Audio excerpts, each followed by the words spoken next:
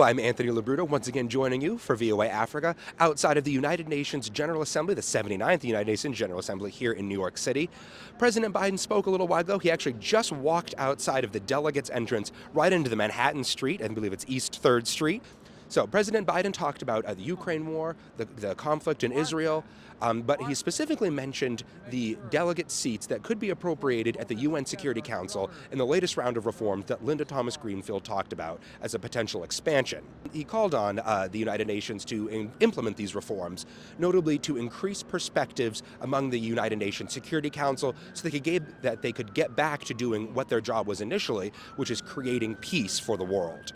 President Biden also spoke about Sudan and the number of displaced refugees, which is about 8 million still remaining within the country. And he talked about how the two generals should come together at this United Nations General Assembly to come to a peace agreement and to stop the suffering and the needless bloodshed that's happening in Sudan.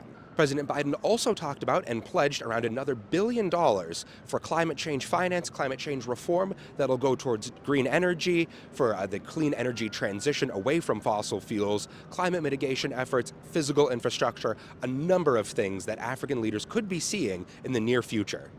I'm Anthony LaBruto for VOA Africa outside of the United Nations headquarters in New York City.